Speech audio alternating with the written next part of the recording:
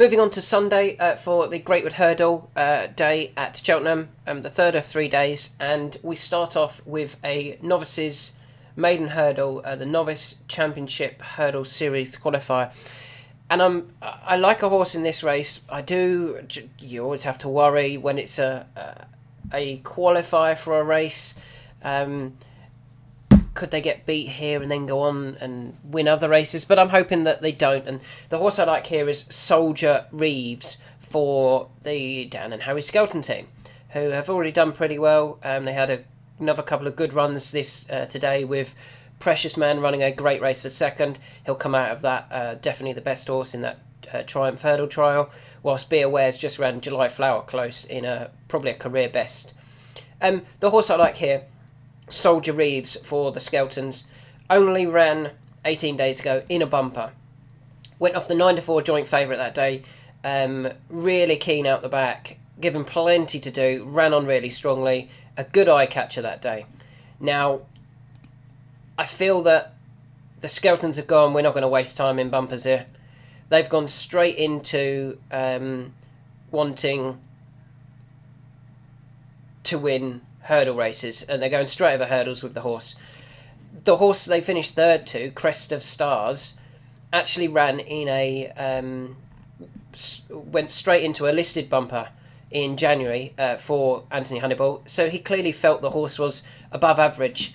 Then finished second of 3, very bizarre bumper, finishing second in a 3-runner bumper, before winning at that race at Newton Abbot when Soldier Reeves was the eye catcher. Now I think Soldier Reeves will come out of that race and prove to be the best of those.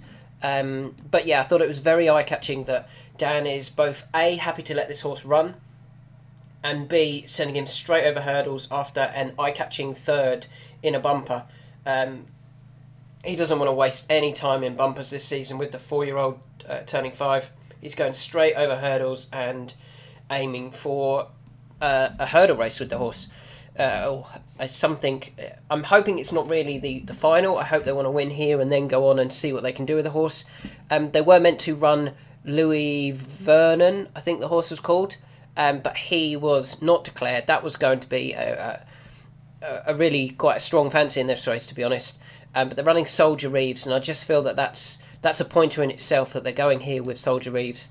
They think he will handle conditions, because I think that was key to him.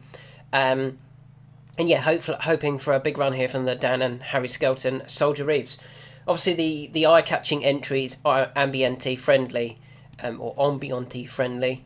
No, it's definitely not said like that. Who has previously finished second in a derby behind City of Troy and third in an Irish derby behind Los Angeles and Sunway. Really, really good flat form, isn't it? By far one of the best, if not the best, hurdler, flat horse I've seen going hurdling, at least for a long time. Got to prove that he can jump a hurdle. If he jumps a hurdle, he will take all of the beating, but I'm hoping that Soldier Reeves can at least serve it up to him for the Skeltons. And what cut price can we get about that? You can currently get 10 to 1 just about Soldier Reeves. Second race is the 145, which is the Novices handicap chase over 2.5 mile. I think the real interesting one here is Queensbury Boy for the Bowens. James Bowen will be looking to ride another winner. He rode a winner yesterday at Cheltenham, and he surely wants another one, especially as he wants to try and take the plaudits that James is getting at the moment.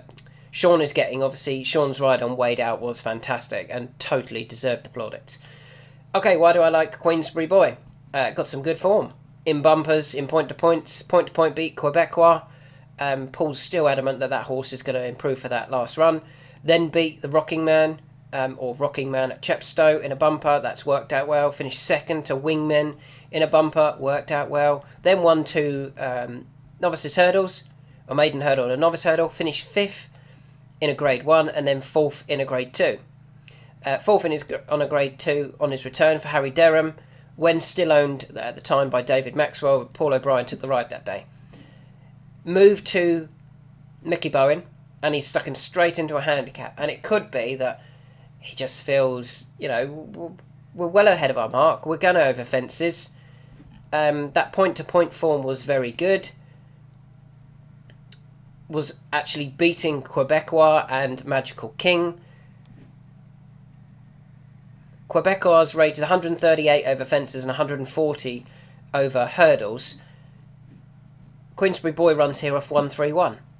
On that official run back in that point-to-point, he's well ahead of his mark, is Queensbury Boy. And I kind of feel he reminds me of Mambo number 5, who also did a similar sort of routine to his race, similar sort of schedule. He had runs in hurdles, in graded hurdles, then went over fences into a handicap straight away and proved that his handicap mark, based on his hurdles form, hadn't been correctly rated, and he was a very comfortable winner, and I think that horse will win again. I actually think he might have even won off 131 for some reason. I can't think off the top of my brain, to be honest. But 131 rings a bell.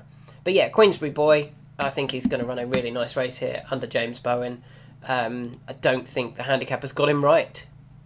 Currently available at 9-2. We've just lost Jax Jr. He's no longer running. Moving on to the 220, the 2-mile handicap chase, and I can't get away, to be honest, from Triple Trade, who is down to a mark that he can win off now. Yeah, the Tizzards have had a winner this week at Cheltenham, and as I said, this horse is now down to a mark that he can win off. He actually won, he finished second at Cheltenham in October 2023 off 129, and then he won, beating Calico over 2 mile off a mark of 130 when sent off the 100-30 favourite. It's strange, they're 2 different numbers, and yet they're actually 2 different numbers. That was 130, and then it was 100 over 30. So he won off 100-30 at 100-30, beating Calico at Cheltenham over 2 miles. He runs off 1-2-3 this time. Last season, he was much higher rated. He started the season rated 135 when he went to Cheltenham. He also came back to Cheltenham off 130. They were about marks that he could have gone close-ish. Off 1-2-3, he looks, thrown in, to be honest. If they've targeted this race, I think he's going to take all of the beating, to be honest. He's a very, very well handicapped on his best form. 255, the 3-mile 3 handicap, the race that Mr. Coffee should have been running in.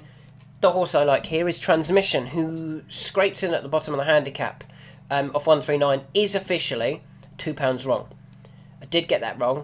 The horse is rated 130, and he's officially running off 139, but Harriet claims 7, sorry. So he's £2 wrong. However, I still think that's probably decent.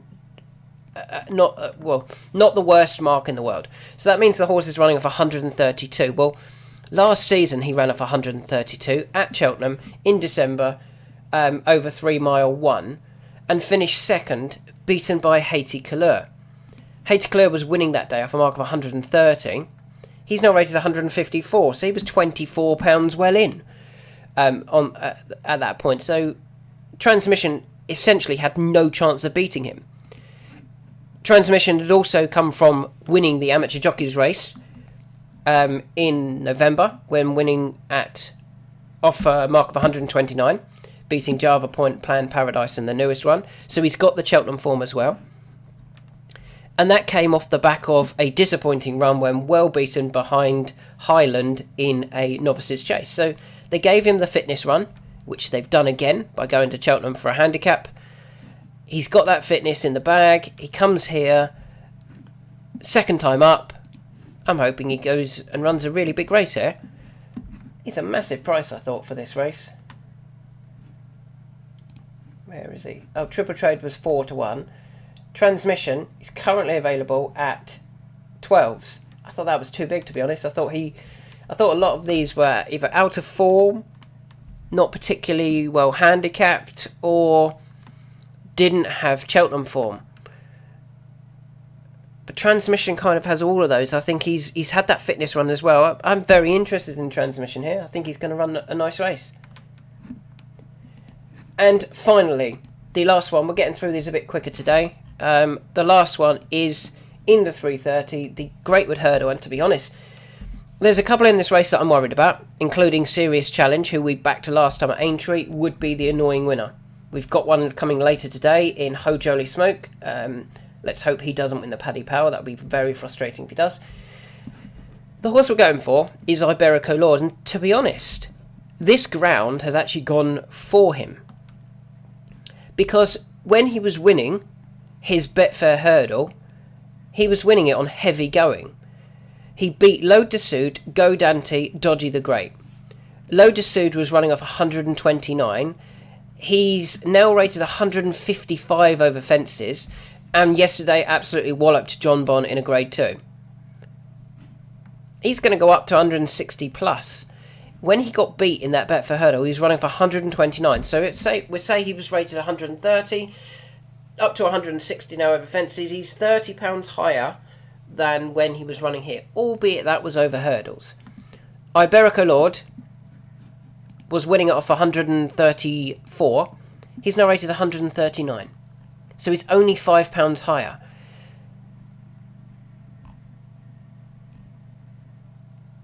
In November 2023, he won on his return in the Greatwood Hurdle, beating Look Away off 126.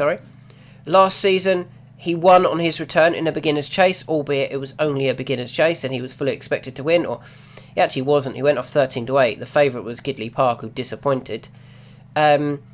In 2023, in April, he won after 96 days off the track.